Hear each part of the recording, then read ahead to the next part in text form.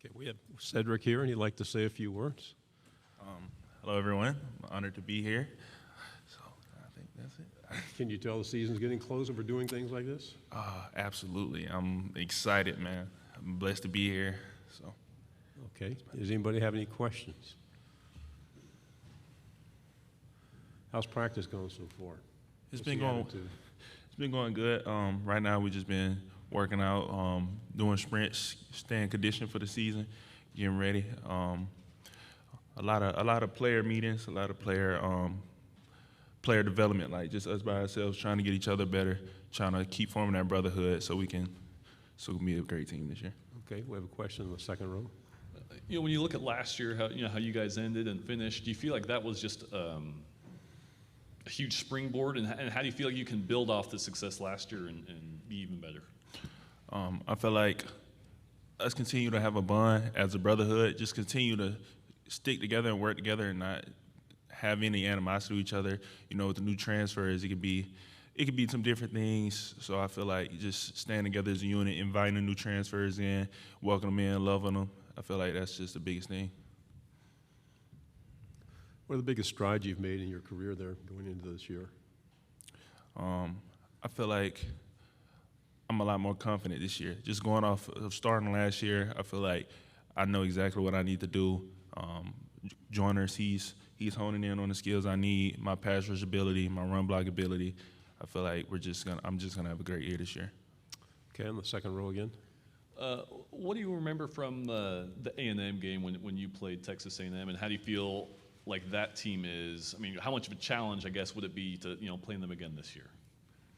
I feel like it's going to be a big challenge. I feel like we're going to be ready for it, though. We prepared. Our preparation, I remember, for that game was everybody was dialed in, locked in every day from the week before that game ended. Everybody was just locked in, knew it was going to be a big game. So I feel like that was the biggest thing. Over here on the right in the third row. You got a new defensive coordinator, obviously, with Durkin going to A&M. So twofold, what was a DJ Durkin defense like, and what's the differences for you guys this offseason so far learning the new defense? I feel like his defense, it was pretty good. We were kind of locked in our 3-down situation. But I feel like we did what we could. We did what we had to do, and we did everything we could.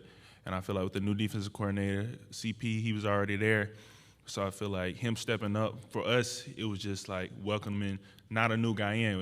It would be different. We had a completely new guy.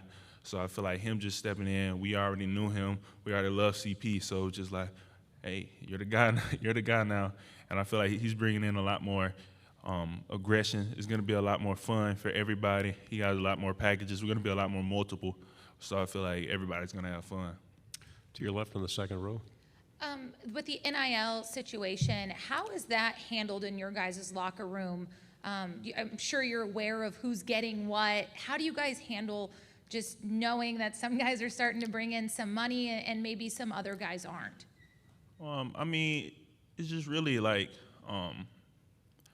I say just not giving someone their props, but just knowing and respecting that they got that. I mean, it's not really a jealousy thing. Like, we're all brothers. His success is my success. Like, I'm just happy for the next man for him to be making some money, And the coaches, they're preparing us, and our staff, they prepare us. They bring in people to talk about NIL, like things we never even considered, like having to do, like the taxes, a W-2 form. So they're teaching us everything and informing us with everything we need to know.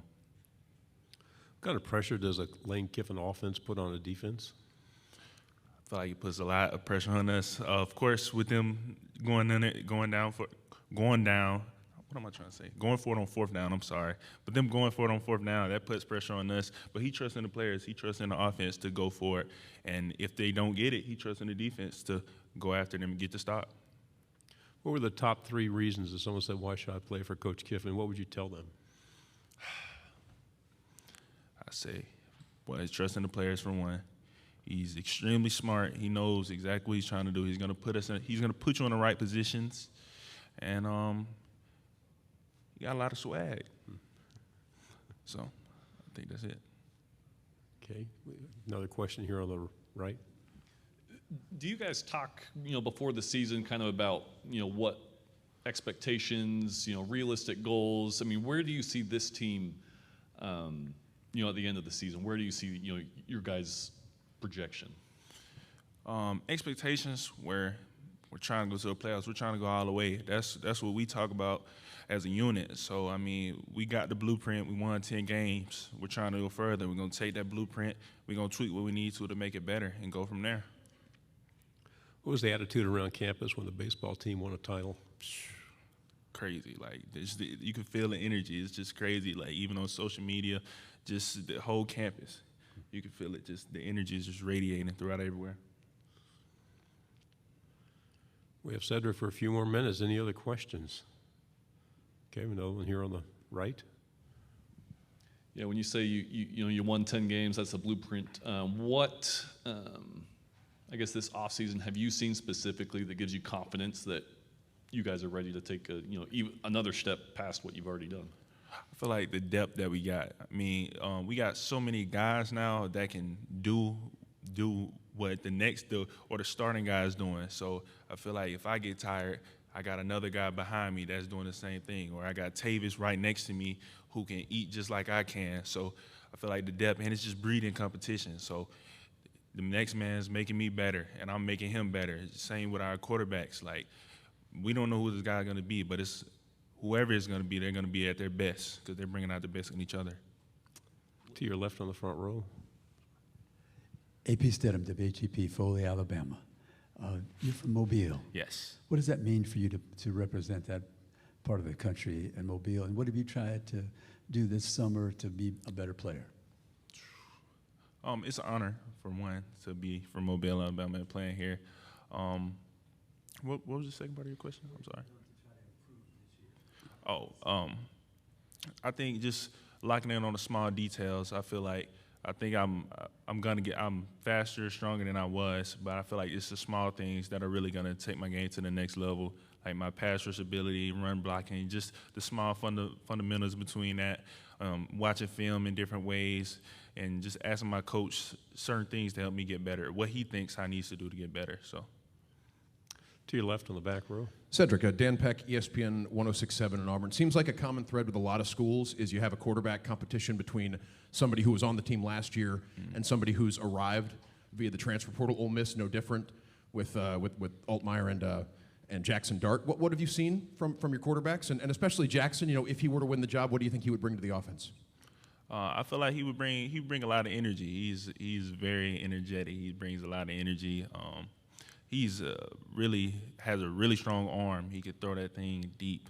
But I feel like whoever the guy's going to be, like I said, he's going to be at his best. Like Luke, he brings a lot to the table. Jackson brings a lot to the table. And they're friends also, but they know at the end of the day, like, one of us has to get this spot. I'm going to make you better, and you got to make me better.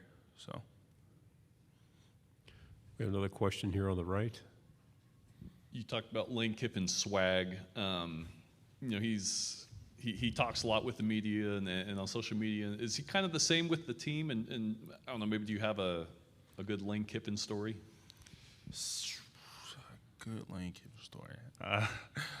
I mean, not any I can think of, but yeah, like I said with that swag, he does bring that to the team. Like, y'all can see with social media, just like off what he wears. But you can, when he does the team speeches like before the game, like tell us he just like, let's get after it. Let's have a great game. Let's do it with some swag behind us. So, yeah.